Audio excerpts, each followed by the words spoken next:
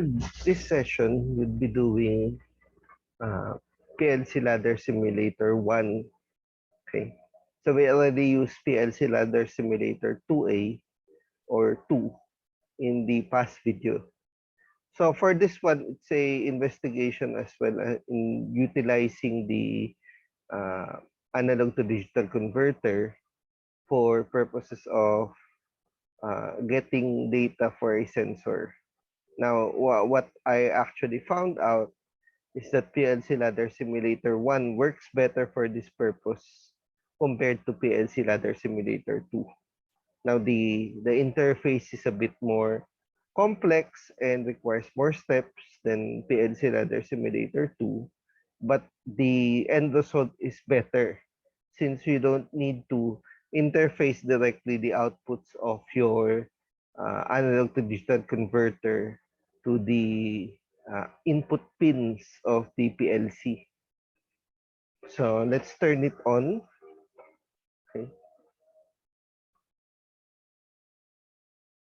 So we'll choose PLC notation 2. Okay.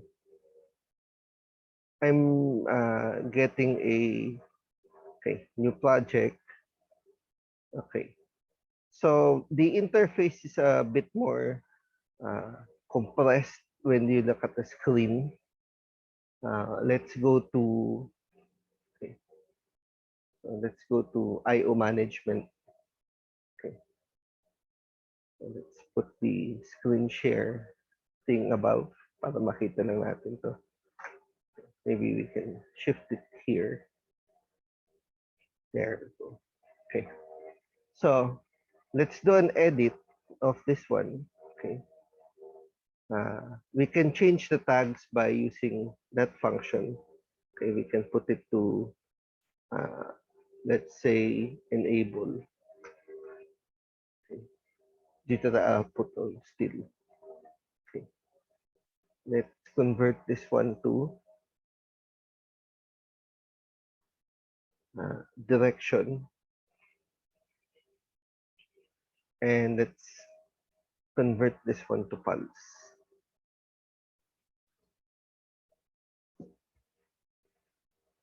Okay, and then let's convert this output to start, input to start,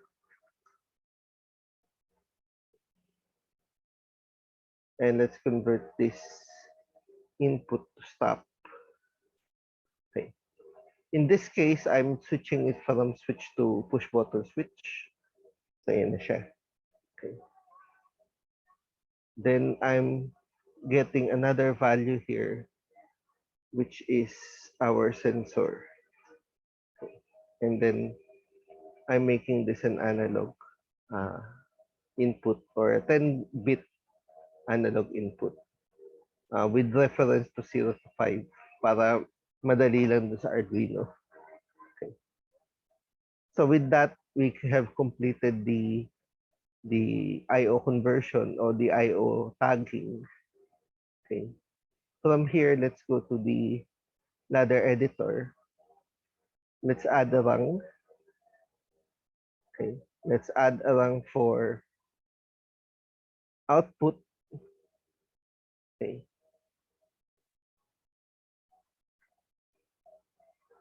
Output.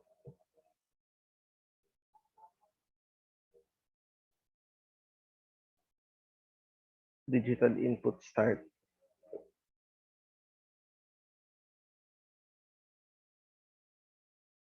Add one.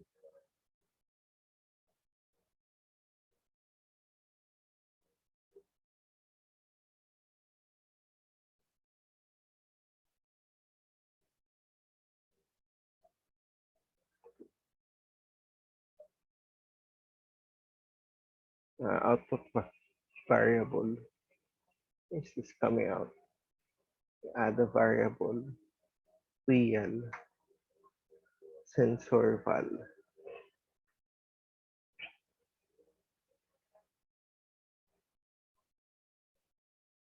Okay.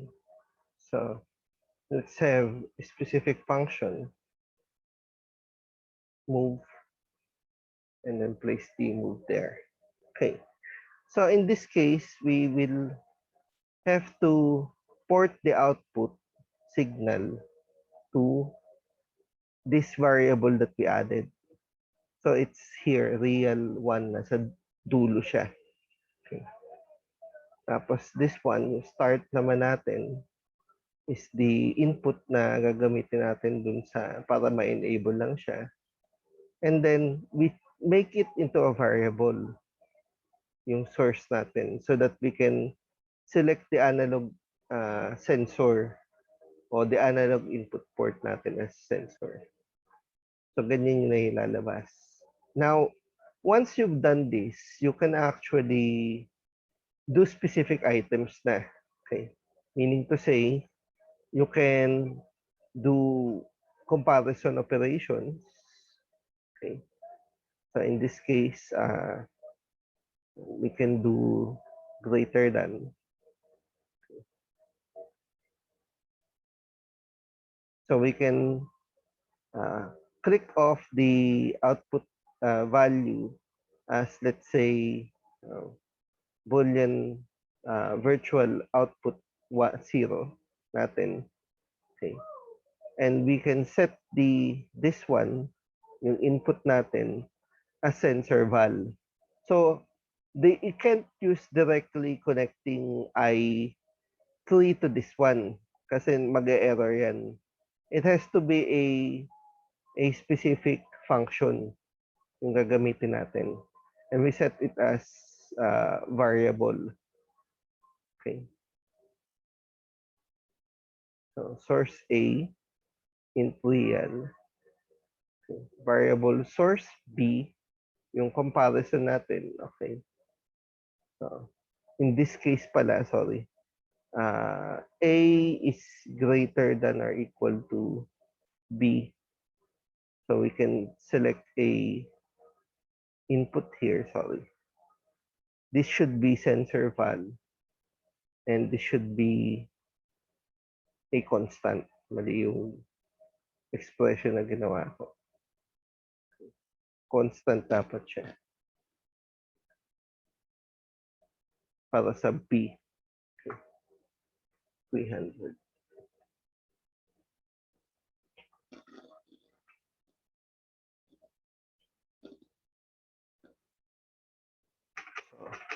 Okay, 500 ang gamitin natin.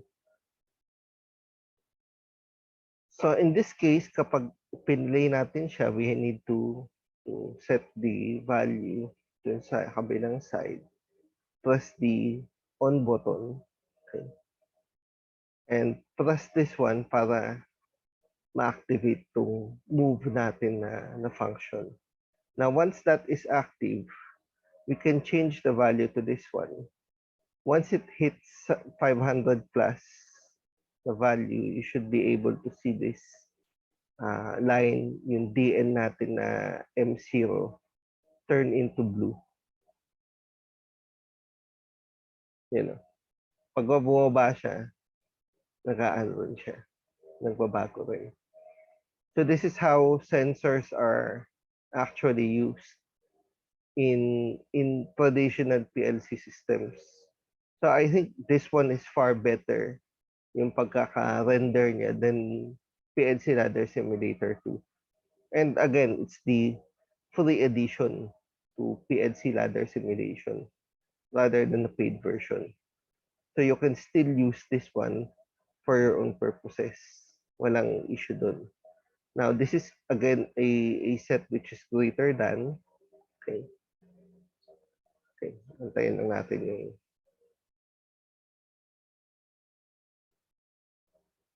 yun.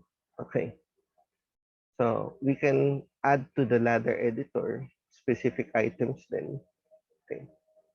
Or, sorry, we can add into this one or change out the output values natin to the second output, yung pulse natin.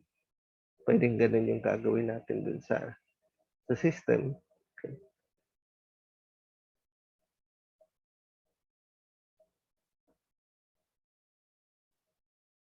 So, in direction yung nilagay ko na ano. function sa kanya.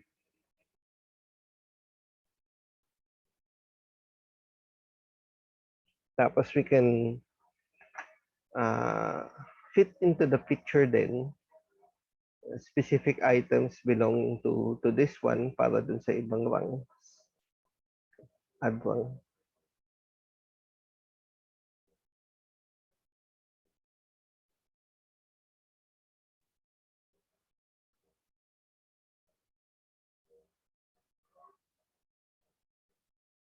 So this should be pulse. The variable pulse. Ayan siya. From here, we can add in the basic elements na meron tayo.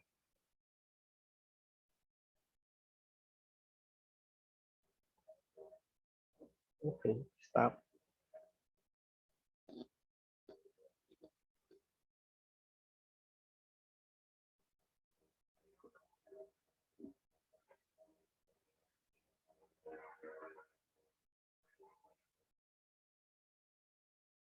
Okay.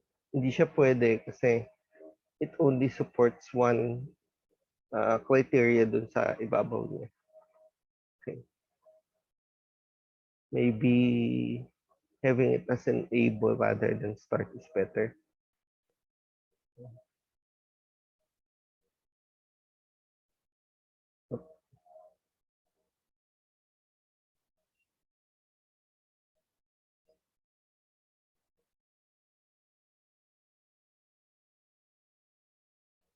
Stop dapat to.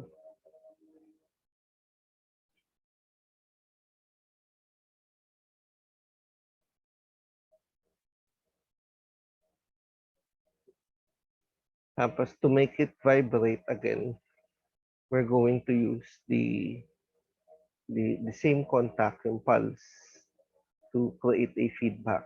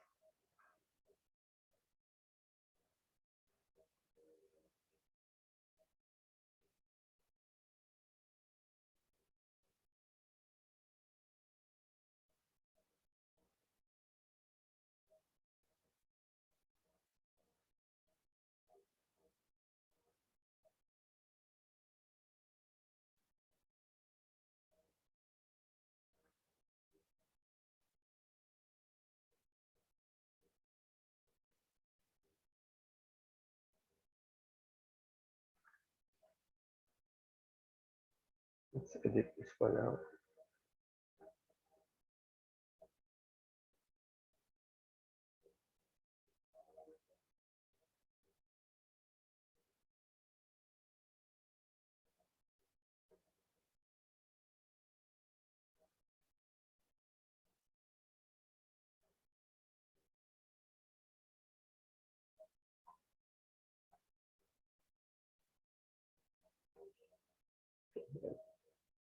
Tapos exit natin sa editor. Let's play.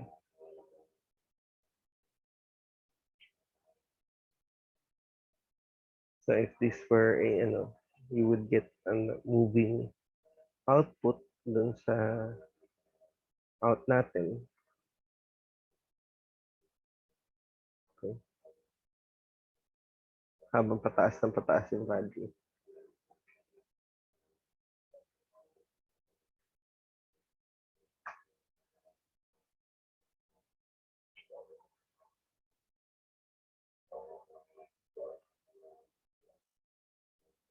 So meaning to say, pag lumampas siya ng 500, it's gonna shift back. Magka-clockwise, counterclockwise siya. Sa akit ulit yun. Bababa, akit. Bababa, akit.